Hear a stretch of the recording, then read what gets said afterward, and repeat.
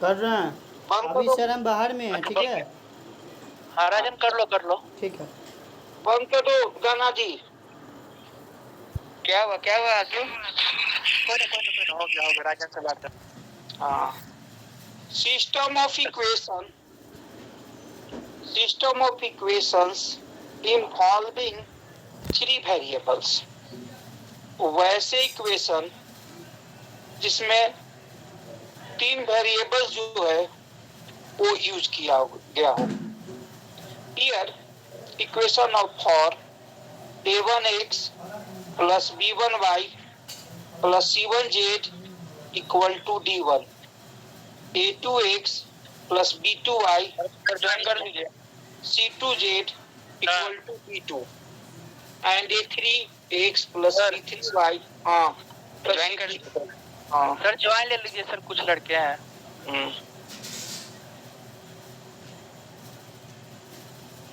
Time. अरे गाना बंद करो, डिस्टर्ब हो रहा है।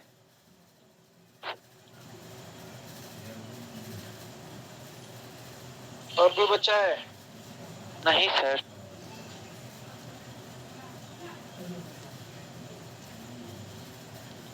System of equations involving three variables. वैसे इक्वेशंस जिसमें थ्री वेरिएबल्स इन्वॉल्व हो।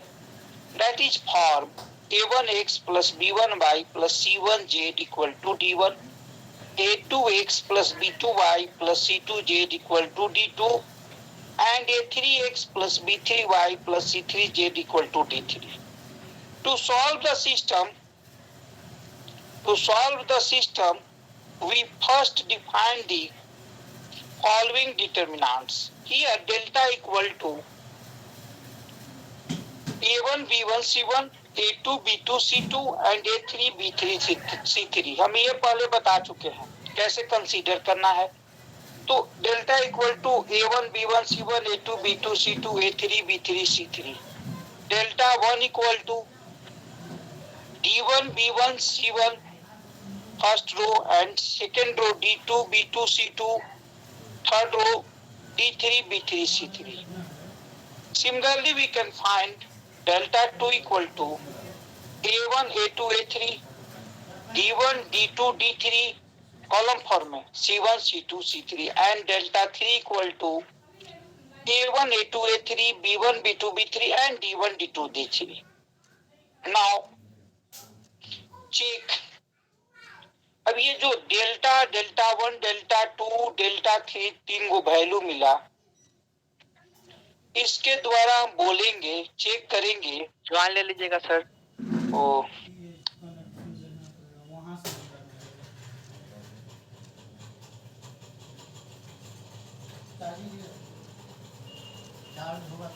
और कोई बच्चा है?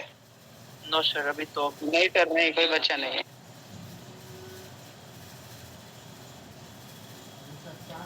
जो भी डेल्टा 1 डेल्टा 2 डेल्टा 3 का वैल्यू मिला, उससे हम चेक करेंगे कि हमारा सॉल्यूशन जो मिलेगा वो क्या होगा। तो पहला चेक जो है वो वैल्यू ऑफ डेल्टा देखेंगे। तो वैल्यू ऑफ डेल्टा जो है वो नॉट इक्वल टू 0 हो और डेल्टा इक्वल टू 0 हो। दरवाजा सटा दो जी। अब delta equal to not equal to 0 हो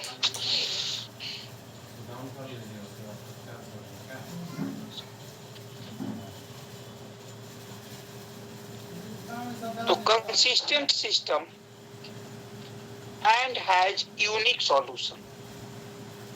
डेल्टा नॉट इक्वल टू 0 होगा तो सिस्टम ऑफ इक्वेशन जो होगा वो कंसिस्टेंट होगा और इट हैज यूनिक सॉल्यूशन होगा।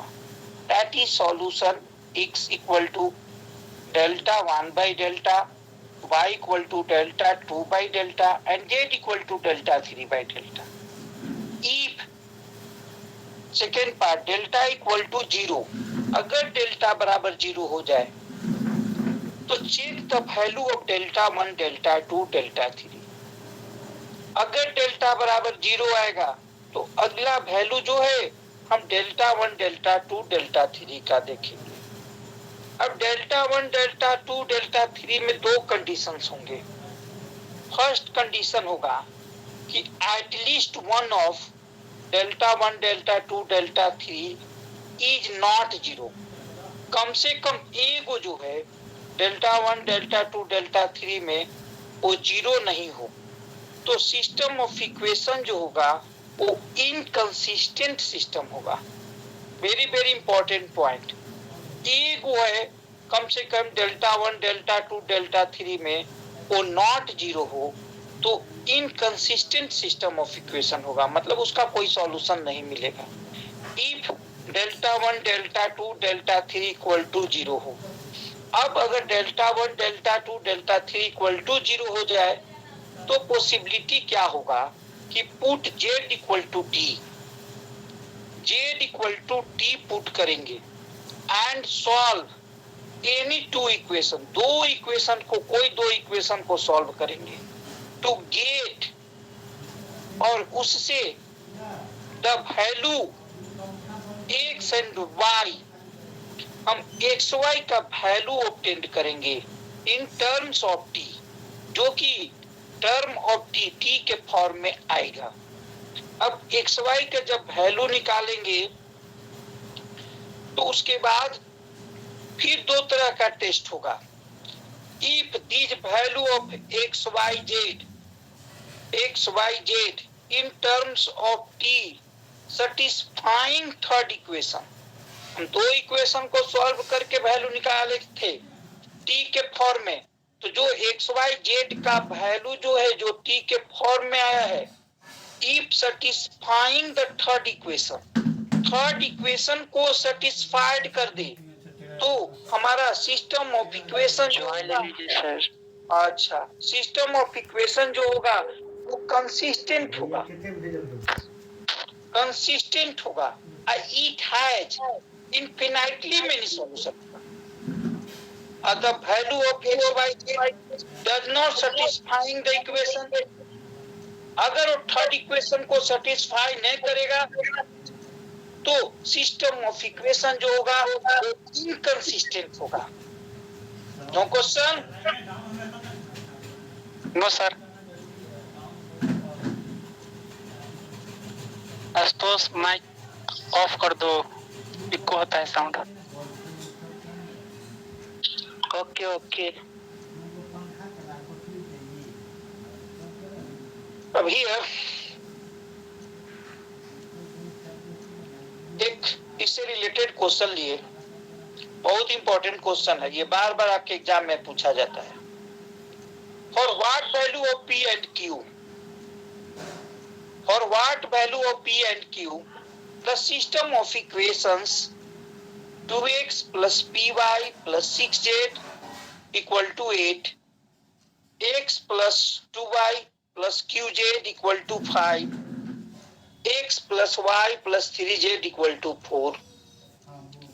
इसमें तीन कंडीशंस दिया है। हैज नो सॉल्यूशन, इसका कोई सॉल्यूशन नहीं हो, has unique solution, has infinitely solution. तो ये तीन तरह के केस में हम क्या करेंगे? तो डेल्टा इक्वल टू हम लिए डिटर्मिनेंट फॉर 2p6 1 2 q और 1 1 3, मतलब इसके एक्स वाई जेड के जो कोफिशिएंट थे उससे हम डिटर्मिनेंट डेल्टा लिखे। तो जो भी कोफिशिएंट पहला में एक्स वाई जेड का कोफिशिएंट 2p और 6 है, 2p6 लिखे। सेकेंड इक्वेशन में एक्स बाई जेड का कोफिशिएंट जो है वो 1 2 q है, 1 2 q लिखे। थर्ड में एक्स वाई जेड का कोफिशिएंट जो है 1 1 3 है, 1 1 3 लिखे। इसको सॉल्व कर दिए, तो सॉल्व करने पर हमारा जो है value p minus 2 into q minus 3 आया। सिमिलरली डेल्टा 1 इक्वल टू भी ले लिए। अब डेल्टा 1 में एक थोड़ा सा हम इधर उधर वैल्यू को किए हैं, उसमें आप कंफ्यूज मत होइएगा। जो D1 D2 D3 first column में हम रखते थे उसको हम थर्ड कॉलम में रख दिए हैं। तो D1 D2 D3 जब थर्ड कॉलम में रखे हैं तो माइनस साइन दे दिए हैं। चूंकि हम बताए हैं कि जो दो इंटरचेंज होंगे तो वैल्यू तो सेम रहेगा, साइन चेंज हो जाएगा, तो माइनस साइन डाल के हम लिख दें। इसलिए कंफ्यूजन मत कीजिएगा, आप इसको समझ लेंगे कि क्या प्रॉब्लम कैसे लिखा गया है। Here delta 1 equal to P21 6Q3 minus 8 minus 3 minus 4। इसको सॉल्व किए तो P minus 2 15 minus 4Q। Similarly delta 2 equal to 211 6Q3 and minus 8 minus 5 minus 4। ऊपर में 2 कॉमन निकालिए फर्स्ट रो से, तो det is 1 3 4 minus 4 and 1 Q minus 5 and 1 3 minus 4। तो 1 3 minus 4 जो है दोनों आइडेंटिकल हो गए। First row and third row जो है दोनों आइडेंटिकल हो गए, तो वैल्यू जो है डिटर्मिनेंट का वो 0 होगा। डेल्टा 3 जब लिए तो det is 2P minus 8 1 2 minus 5 1 1 minus 4 होगा। इसको सॉल्व किए तो सॉल्व करने पर हम एक ऑपरेशन अप्लाई करके सॉल्व किए। आप इसको ऑपरेशन अप्लाई करके भी सॉल्व कर सकते हैं, ऐसे भी जनरल सॉल्व करेंगे तो हमारा ये वैल्यू आएगा। तो here P minus 2 into minus 4 plus 1 that is minus P minus 2 आया। अब रही बात putting the value of delta 1 delta 2 delta 3 and delta. जब हम इसके वैल्यू पुट किए तो x equal to delta 1 by delta आएगा, y equal to delta 2 by delta by Cramer's rule, z बराबर डेल्टा 3 बाई डेल्टा आएगा। तो ये x बाई डेल्टा 1 लिख सकते हैं, y by delta 2, z by delta 3, तीनों ही बराबर होंगे। अब x बाई डेल्टा 1 के जो वैल्यू था हम पुट कर दिए, that is p minus 2 and 15 minus 4Q equal to y by delta 2, delta 2 का वैल्यू हमारा 0 आया था, y बाई 0 कर दिए, एंड z बाई डेल्टा 3, तो डेल्टा 3 का वैल्यू जो है माइनस p माइनस 2 है। अब system of equation has first point no solution. पहला हमको था क्वेश्चन में कि इसके कोई सॉल्यूशन नहीं हो, तो नो सॉल्यूशन जब होगा तो if delta equal to 0। No solution के लिए क्या कंडीशन है? कंडीशन है कि delta equal to 0 and at least one of delta 1 delta 2 delta 3 is non zero, is non zero. तो हियर डेल्टा इक्वल टू 0 किए और एट लीस्ट इसमें से देख रहे हैं कौन एक नॉन जीरो है। तो डेल्टा 2 डेल्टा 3 में नॉन जीरो जो है डेल्टा 3 को देखे, तो डेल्टा 3 और डेल्टा दोनों में हम जब देखने लगे, अपने कंडीशंस को अप्लाई करने लगे, तो डेल्टा इक्वल टू 0 था, दैट मीन्स P माइनस 2 और Q माइनस 3 इक्वल टू 0 होगा, एंड एटलीस्ट 1 जो है नॉन जीरो है डेल्टा 1 डेल्टा 2 डेल्टा 3 में। तो here delta 3 not equal to 0 लिए, क्योंकि माइनस P माइनस 2 है, तो ये नॉट इक्वल टू जब 0 लिए तो P नॉट इक्वल टू 2 हो गया। तो इन दिस केस अब ये दोनों में जब हम कॉमन करने लगे डेल्टा और डेल्टा 3 में, तो P नॉट इक्वल टू 2 आया और Q इक्वल टू 3 आया। तो डेट इज नो सॉल्यूशन होगा जब P इक्वल टू माइनस 2 होगा और Q इक्वल टू 3 होगा। बहुत इंपॉर्टेंट ये पॉइंट है। Next, a unique solution. इसके यूनिक सॉल्यूशन होगा all of delta 1 delta 2 delta 3 and delta is not 0। कोई भी 0 नहीं होना चाहिए। तो आप delta not equal to 0, delta 1, ये delta 1 that is not equal to 0, delta 2 not equal to 0, delta 3 not equal to 0, then and delta not equal to 0, then commonly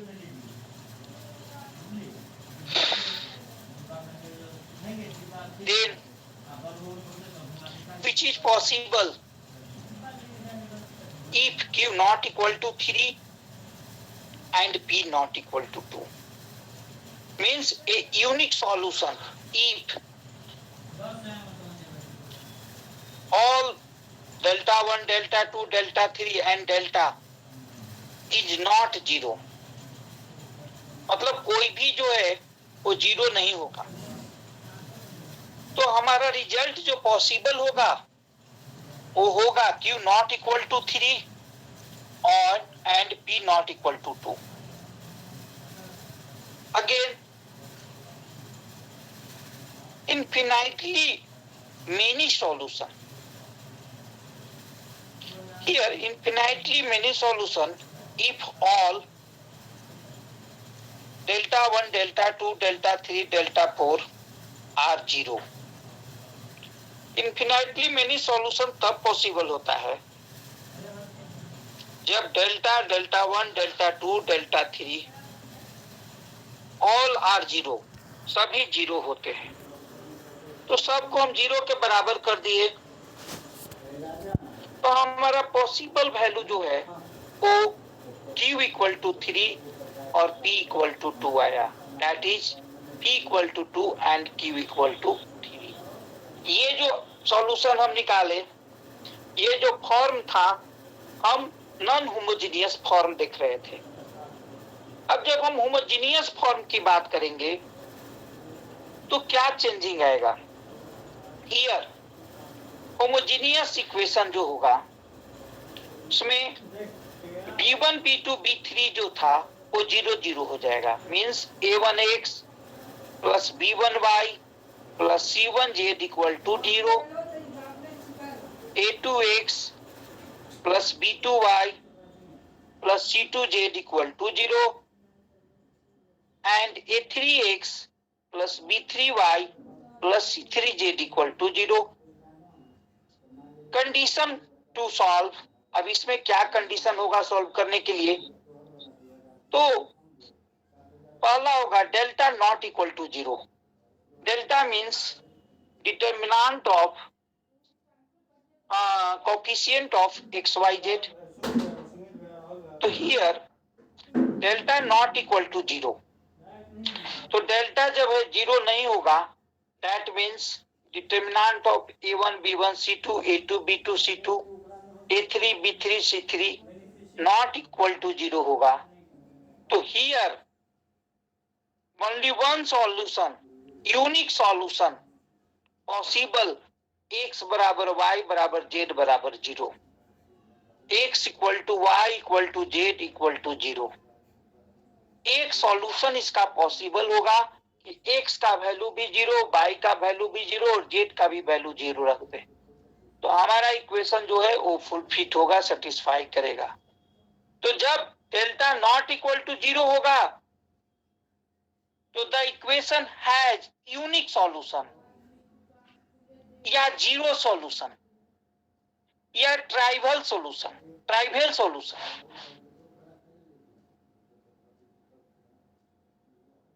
तो तीन तरह की बात हो सकती है, तीनों एक ही चीज को डिनोट करता है, यूनिक सॉल्यूशन, 0 सॉल्यूशन या ट्राइवल सॉल्यूशन. तो तीनों में से कुछ भी बोलेंगे मींस xyz जो है 0 है.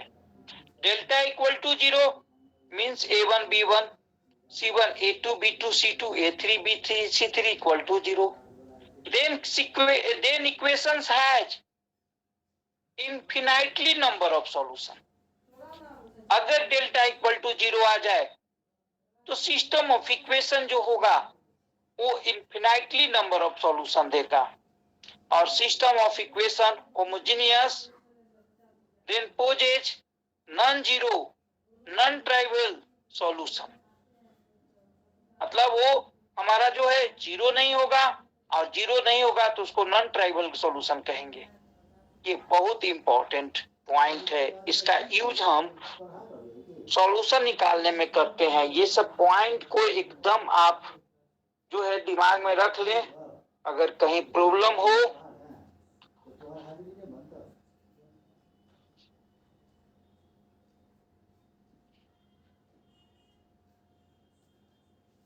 अब रिकॉर्डिंग को बंद कीजिए, हम आगे बात डिस्कस करेंगे।